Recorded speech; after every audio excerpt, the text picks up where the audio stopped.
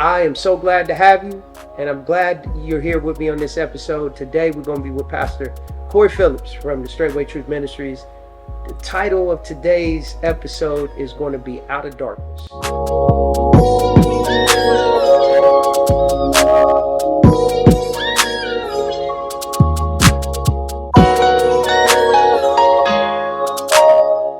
Well, hey, everybody, welcome. This is another episode of Simple Truth Talk, the podcast.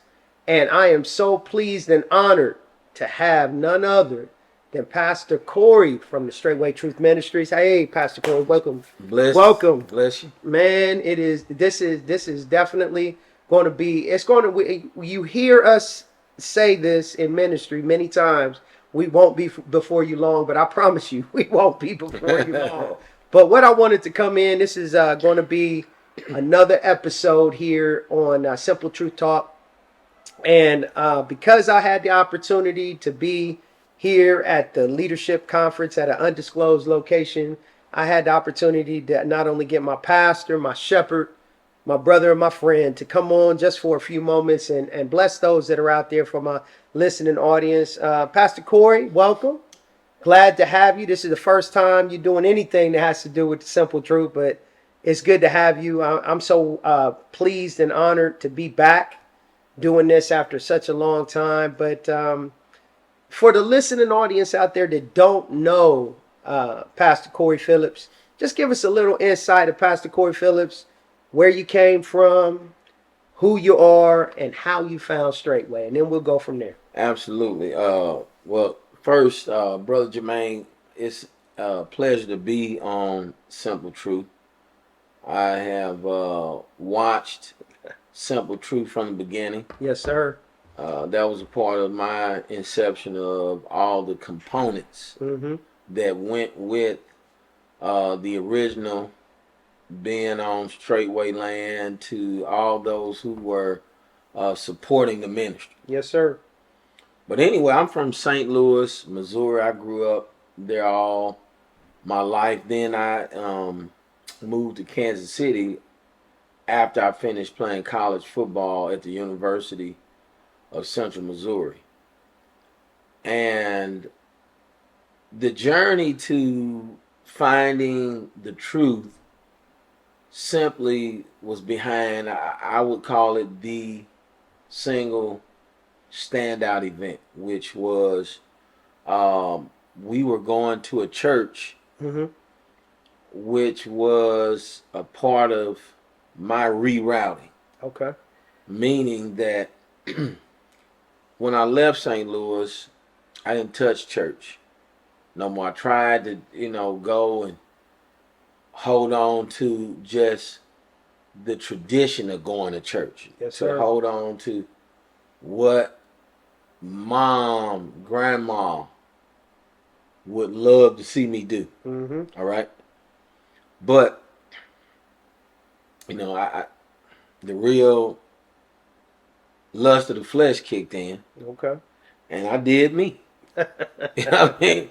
So, and that's where it's at. But, I feel like from looking back on it now, I feel like the Most High Yah had, of course, he had his eyes on me the whole time. You knew the high calling that would be inevitably able to run from. Yes, sir. I wouldn't be able to run from that. Yes, sir. But that event was when I was going to World Revival Church, all right, in Kansas City. If we can mention it by name. We ended up there after,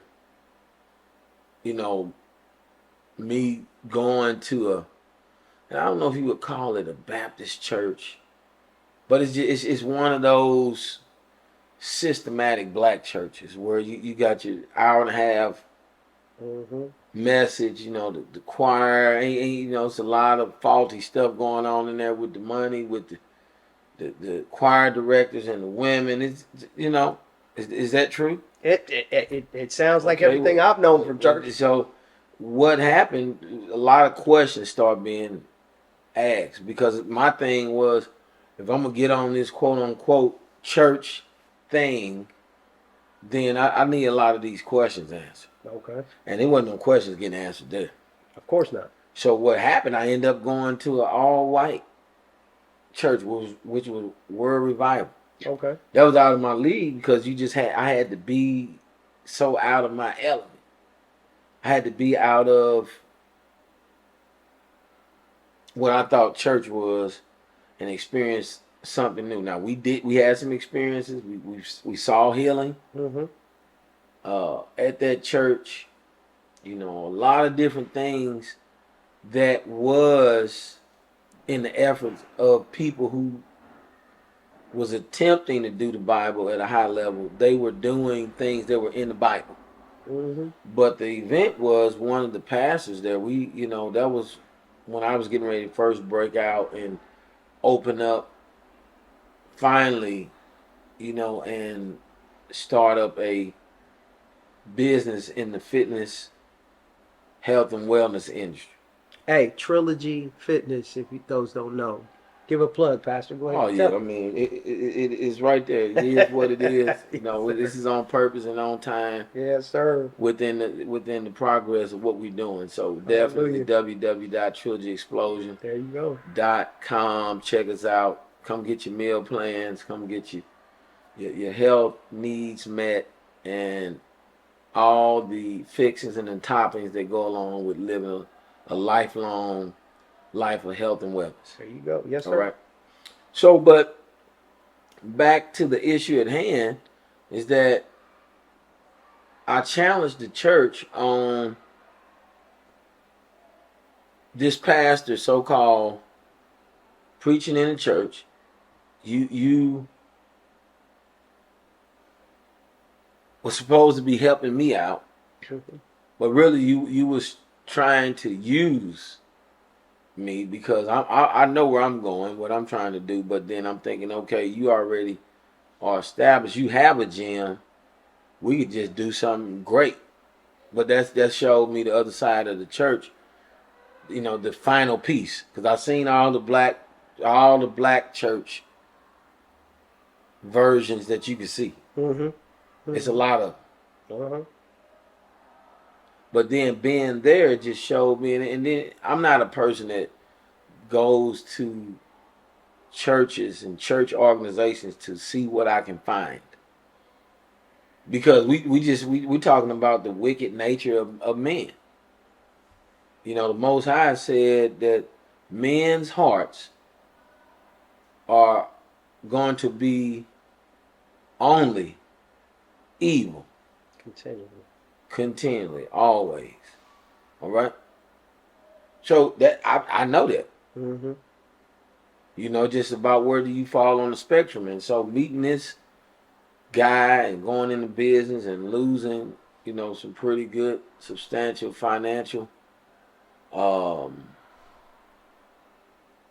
money that we needed, Mm-hmm. it set me way back. But that was the start of the journey with the Most High. I brought to them Matthew 18. I wanted to, let's get this handled the right way, because I got something else that wasn't the right way. Mm-hmm. That was already in motion. Yes, sir. It was in motion. Yes, sir. And so Brother Jermaine, it just showed me really what reliance on the Most High Yah was, because at that point, it took my family went to some dark places, Mm-hmm. and it was the time to change, change all that I am, because see that brought me out the box of where I was. I was always before that. I grew up in St. Louis, so you know what I mean. Trust nobody, keep everybody close.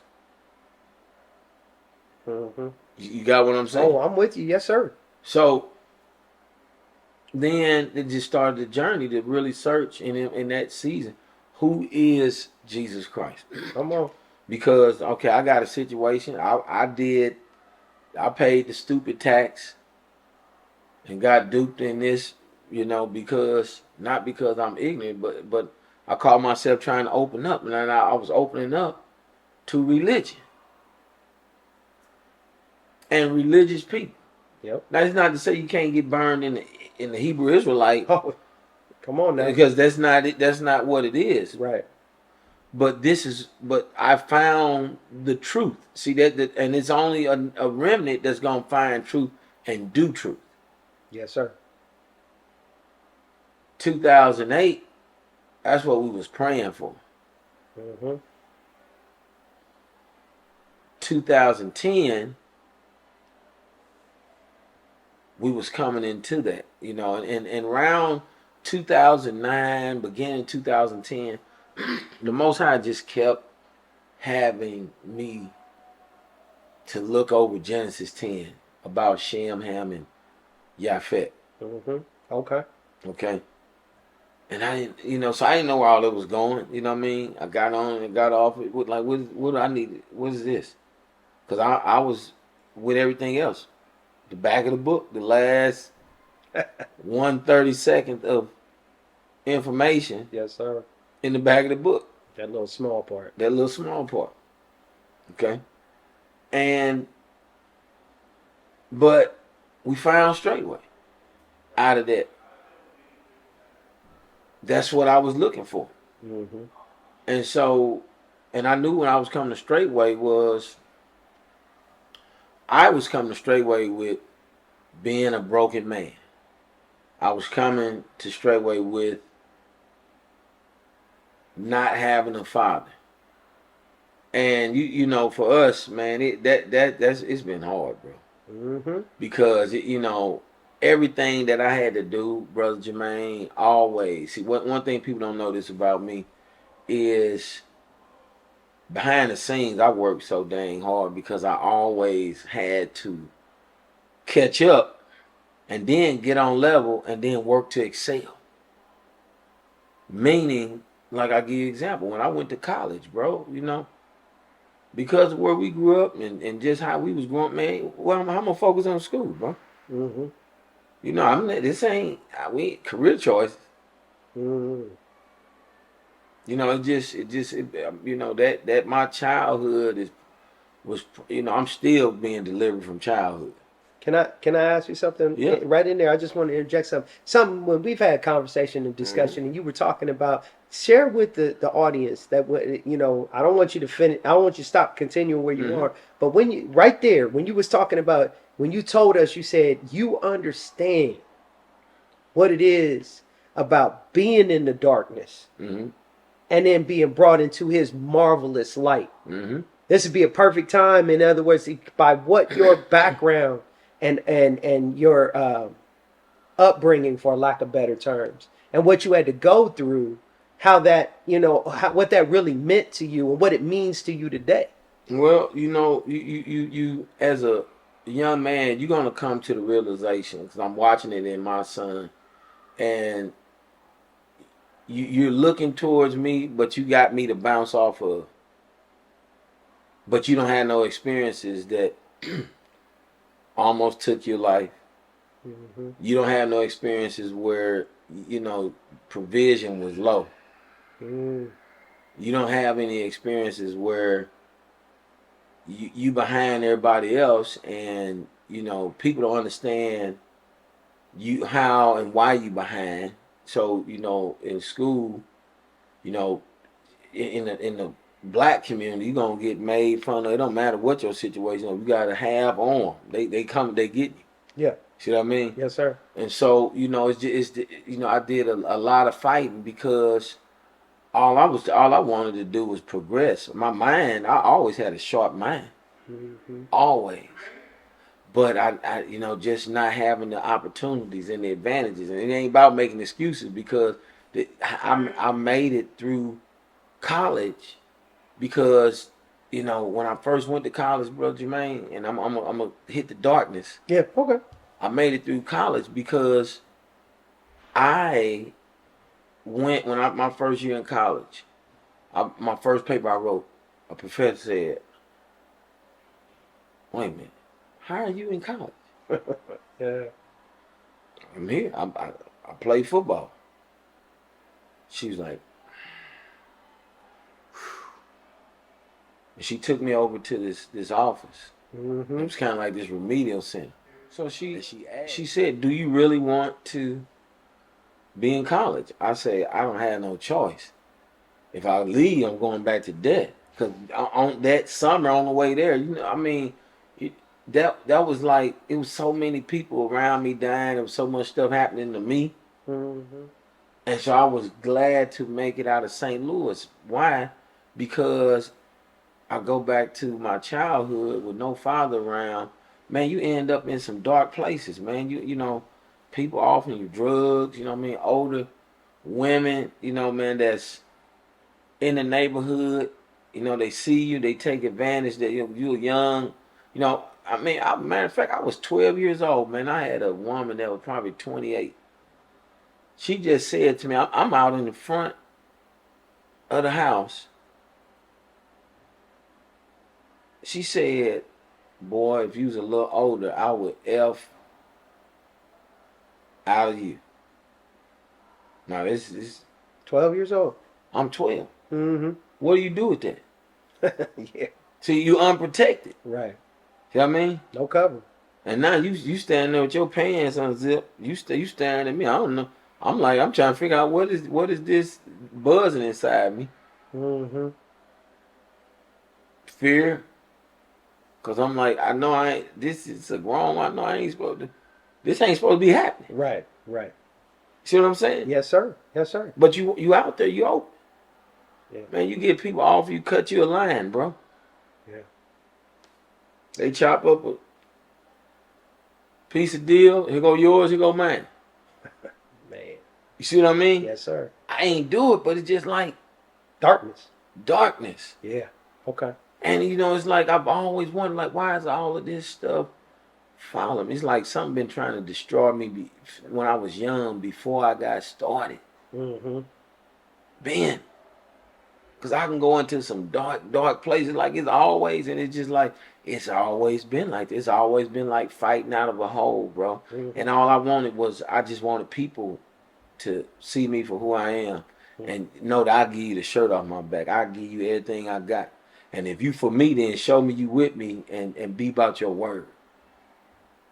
Cause if you right, then I'm gonna open up to you and tell you that, look, this is what I need. Mm-hmm. If you give it to me, that's all I need. I'm gonna run in what you gave, and I ain't gonna miss a beat. I've been like that my whole life. That's how I was when I got in that class. Cause I ain't trying to go back to St. Louis, where I barely, I mean, just by the small of the opportunity that came, I made it out. So you make the decision that you want to stay there in school. Mm-hmm. So what did this professor do from that point on? Well, Brother Jermaine, what it did was it put me in that position where I think that's been driving me all these years. Okay. That's what's been driving. Okay. Is that I said, okay, here's somebody setting something in front of me for the first time in my life. Okay. Because before that, man, it's like I'm I was in the middle. Mm-hmm. I got Brother Vest, my oldest sister, and then my oldest brother, Mm-hmm. and then I got 3 younger brothers under me. Mm-hmm. All right, on my mother's side. Mm-hmm. That's who I grew up with. Mm-hmm. And my oldest brother, father, would live in New York. He used to come get him. Brother Vest and my sister Julia, they got the same father. He used to come see about them. And then my youngest 3 brothers, they all got the same father. Mm-hmm. But ain't nobody never came see about me. Nobody never came to none of my games. Nobody never came to see shit about me. See what I mean? Mm-hmm. Nobody. Except Brother Vest. Mm-hmm. And all I ever asked, bro, just show me how to do it. Give me the chance. Mm-hmm. And I promise you I'm going to grind it. Mm-hmm. I've been like that, man. Even when I call myself fiddling around in the world with, you know. So that comes down to what you spoke of, what you shared with me, what you Well, today when you ministered, when you was talking about, was it Isaiah 49:6? Yeah, Touch on that, Pastor. yeah. Well, About how Isaiah 49:6, where that, what, by the situation of where you were, mm-hmm. the darkness that you was a part of, the darkness that you were striving and pushing to pull yourself out of. Yeah. Well, see, prior I was without Yah. Mm-hmm. You know what I mean? Didn't know, who Yah was. God. But he knew who you were. You see what I mean? Yes, sir. And the thing with knowing Yah is the fact that we position ourselves according to what we think we need in our lives. But I couldn't position myself according to what I need because I never, man, our life was so crazy when we was young. It was just a constant go. Mm-hmm. Never had time to sit down and plan. It just adapt. You know what I mean? And react. Adapt and react. That ain't the way to live. Even as an adult right now, man, I with all the places we've been with community and all these other things, it's just I've been adapt and react.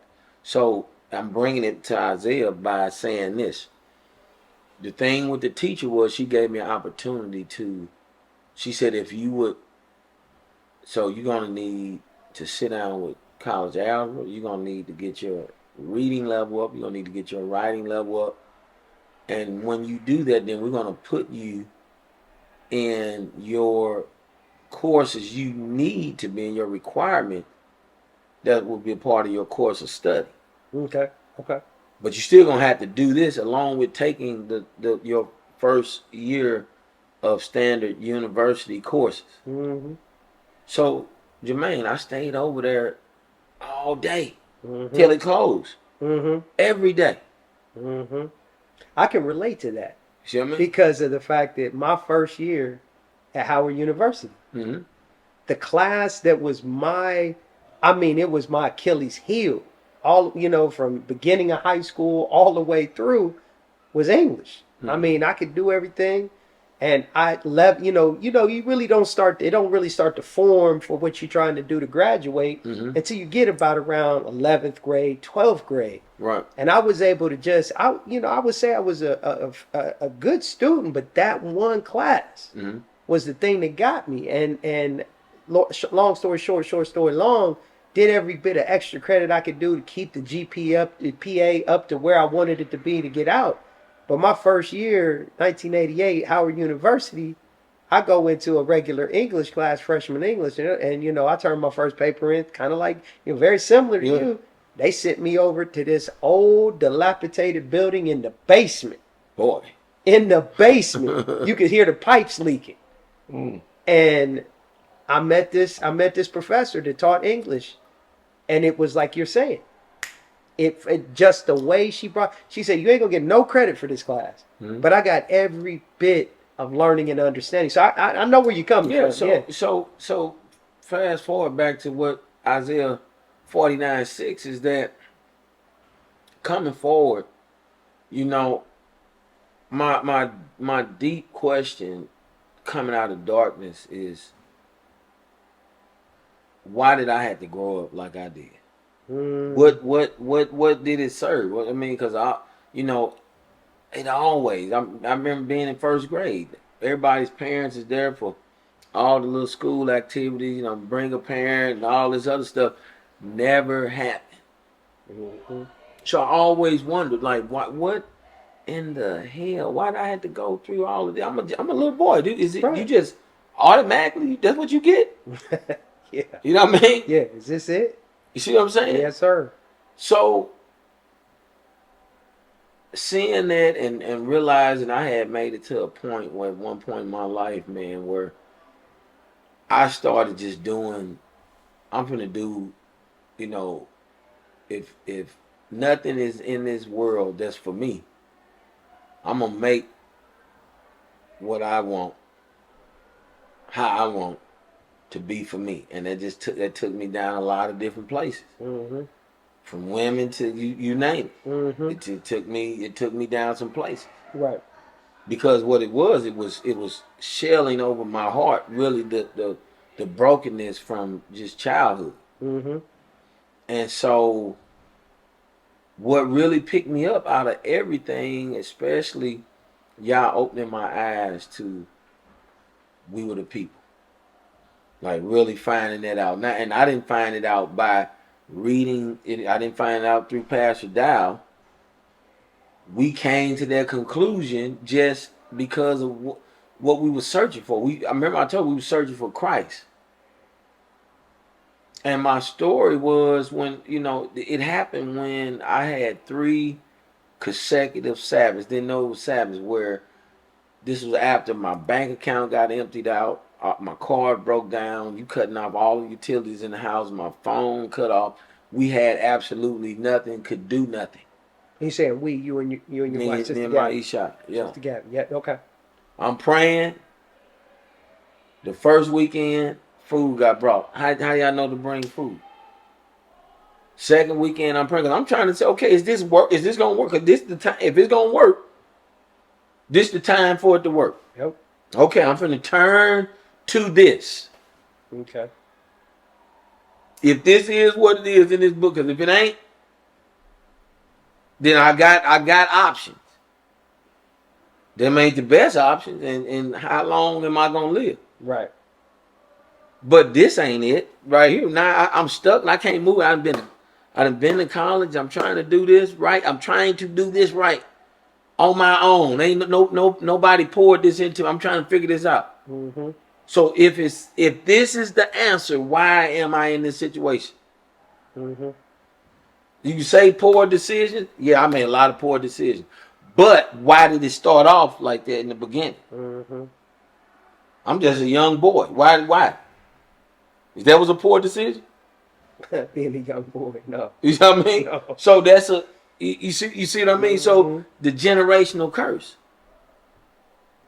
And so coming forward to that, the answer after the second time we had food brought to us, we didn't communicate with nobody.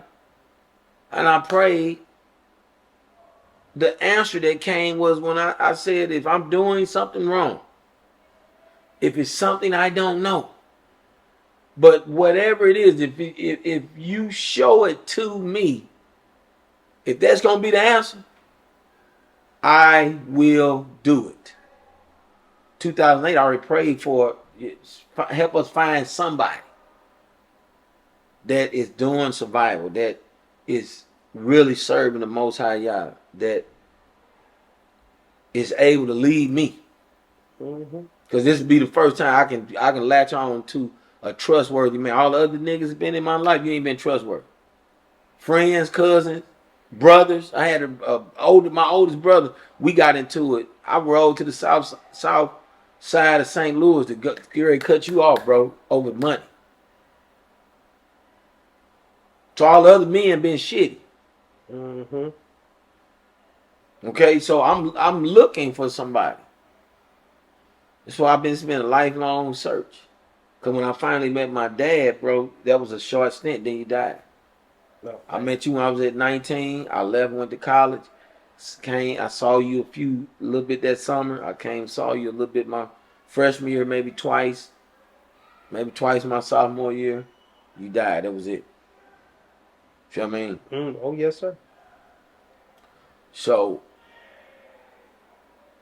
when I found out what I was supposed to be doing, how do you keep the Sabbath? Who is doing it? Here go Pastor Dow with the series. I came in on that, but I'm hurt already. I'm hurt with the church on the money situation, with the pastor that's in there. I'm already hurt from life. I ain't got time for nobody else, really. You know what I mean? You in the backwoods. Why are you not in the church? You see what I mean? Right. So then I come in and I'm already in. Then here go this thing with Shem, Ham, and Yafet come back. That came into play, showed me we in the line of Shem. Mm-hmm. See what I mean? And it's like you none of the so all the rhetoric that comes from the church and all of these people, you can't deny what y'all was doing spiritually with me. You can have whatever comment, you can have your day in the sun trying to explain away what I know is happening with me. Mm-hmm. It had no bearing with me, so you can talk till you blue in the face. But so what it has done to come in, now I'm hurt, but then y'all using me to lay hands on people. People getting healed.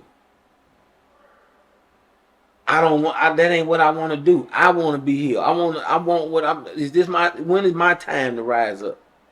When is that gonna come? Mm-hmm. Not to no position. I'm talking about rise up out of all the hurt, all the past. Mm-hmm. When is that? Well, guess what? Deliverance came.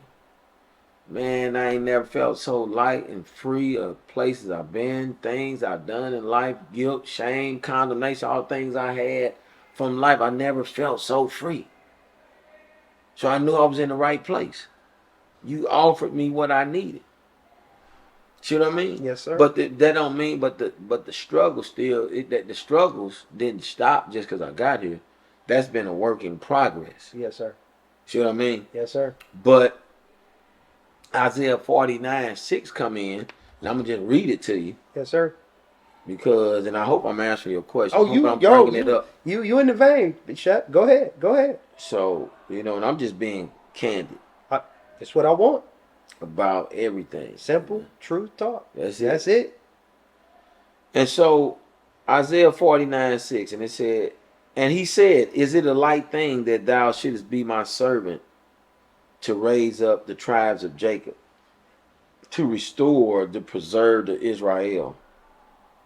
I also will give thee for a light to the Gentiles, that thou mayest be my salvation to the ends of the earth."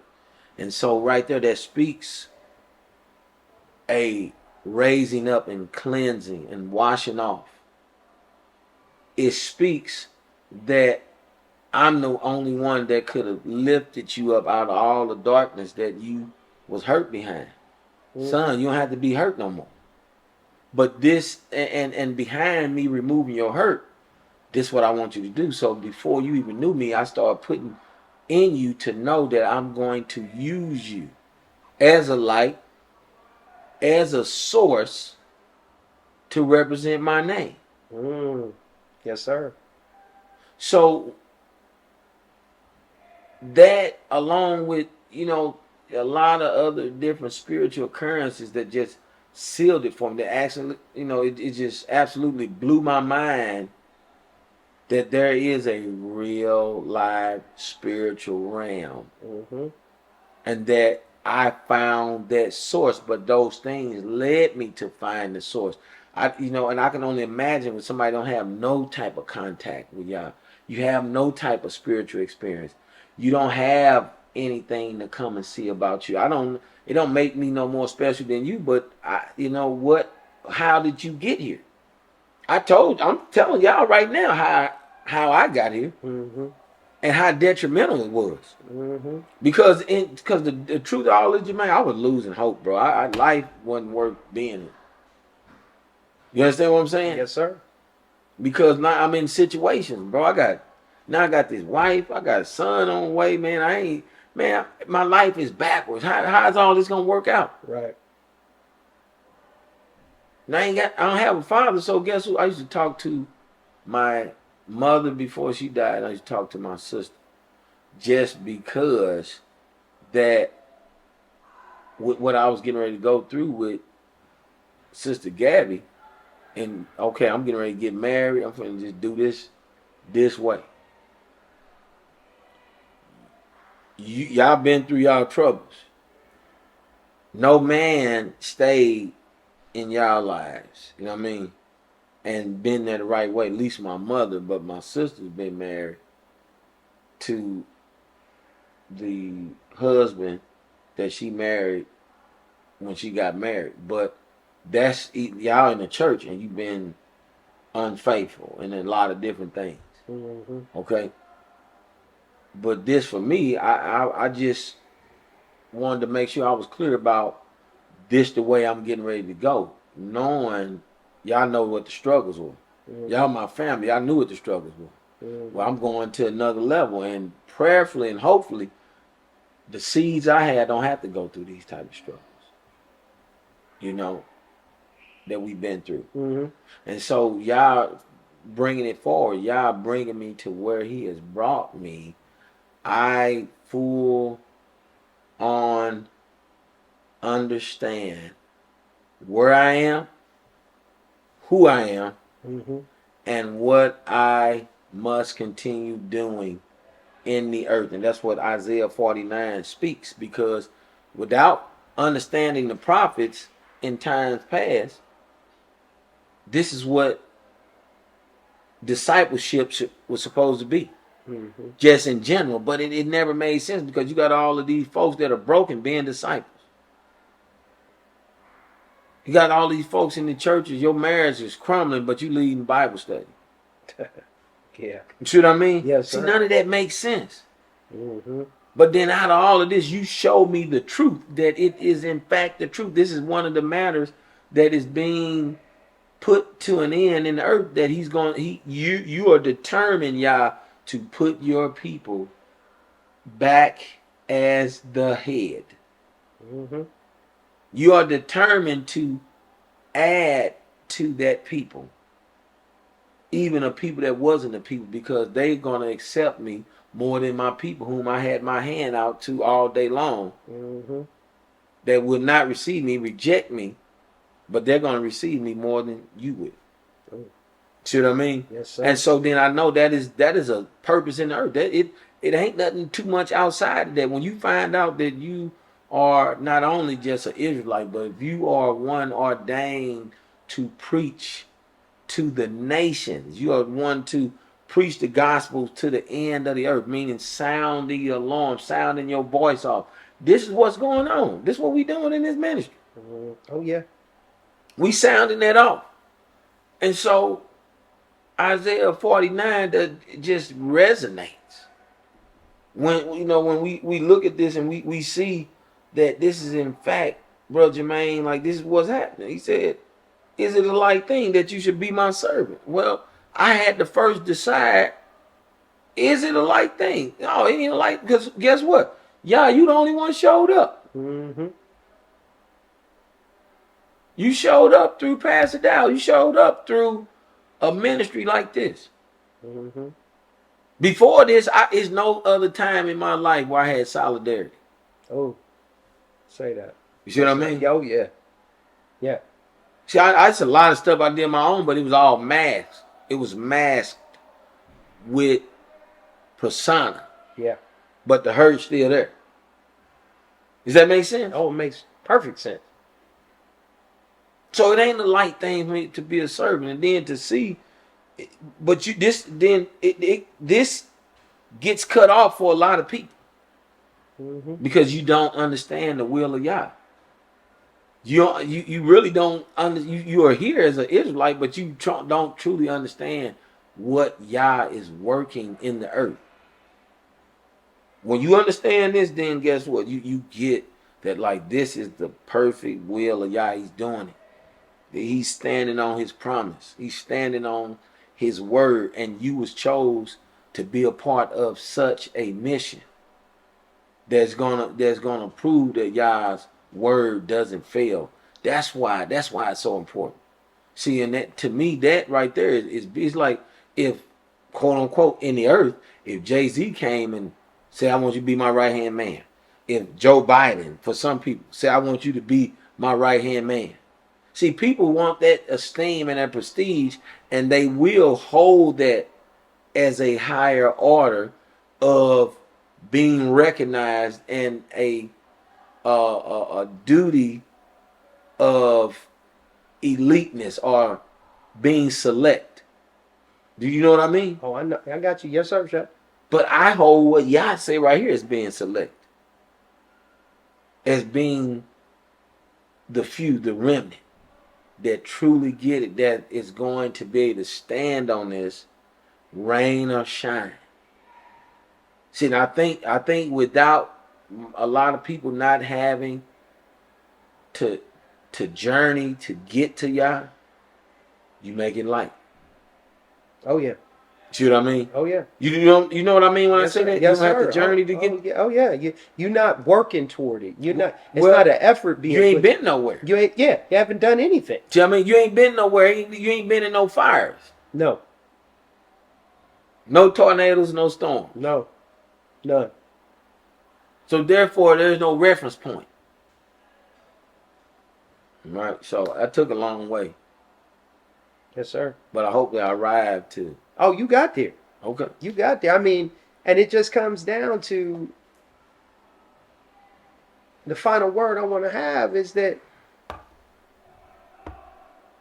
the darkness that's out there that yourself, myself, many of us who are here now for such a point in time as this, that are here now, that same opportunity for any of my listening audience out there, that same opportunity is there for you if you are willing to be able to step outside yourself and quit following everything, every wind of doctrine blowing to and forth that has no footprint or any type of fruit.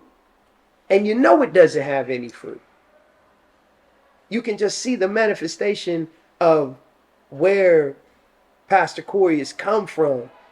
And I pray that you'll come back again, because I'm telling you, there's so much more depth that I want to go. We went in a totally different direction that I wanted to go in, but we arrived where I needed you to arrive. And it's that, as our shepherd, Pastor Charles Dow, says, it's so important to just let people know who we truly are as the Straightway Truth Ministries. There's so many people out there that want to tell you who we are. People that are in those camps, people that are in church, people that are here, there. And it's always the people that don't know anything about us. They watch us from afar and they can see the fruit, but they won't accept it.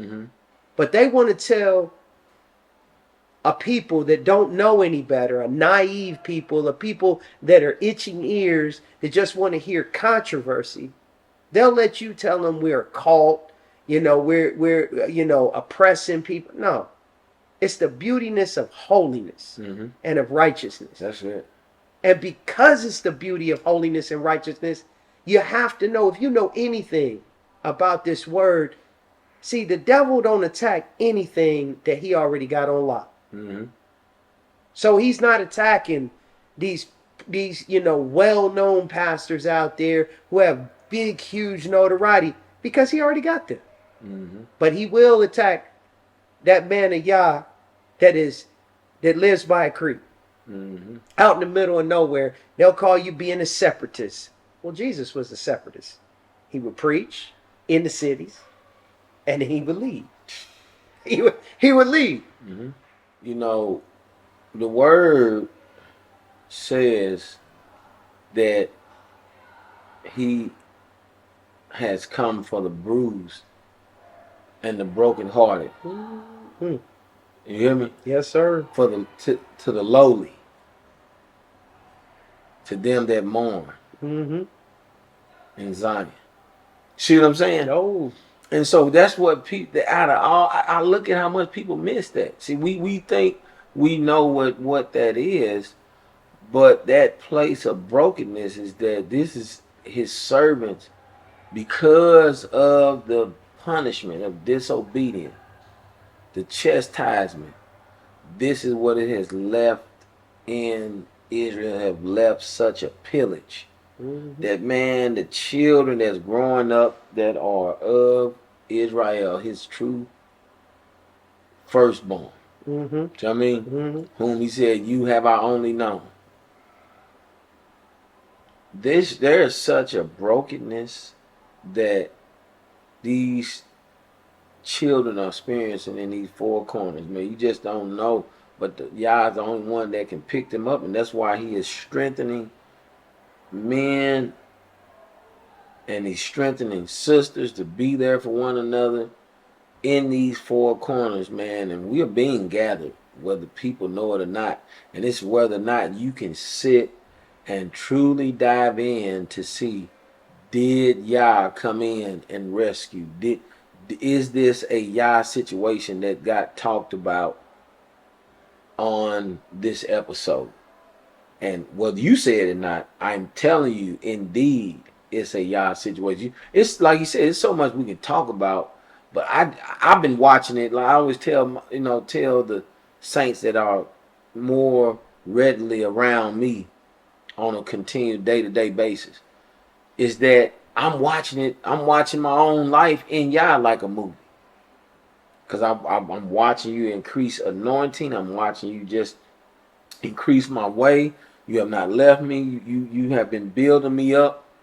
So I can make a personal reference from growing up to now where I am, and I'm hungering yet and still, even after being in the way as long as I've been in the way, I'm hungering yet after whatever the righteousness of Yah set me free, so I can go get even that. Yes, sir. Does that make sense? Yes, sir. So I appreciate it. I Oh appreciate man, being on. man, Shep, I truly appreciate it. And audience out there, as I always say, it's the simple things that are oftentimes the most profound, but yet they're the most difficult to put into practice and to actually do. That's key, to actually do them. I want to thank you for joining me, and I'll be sure to see you, and you on another episode real soon.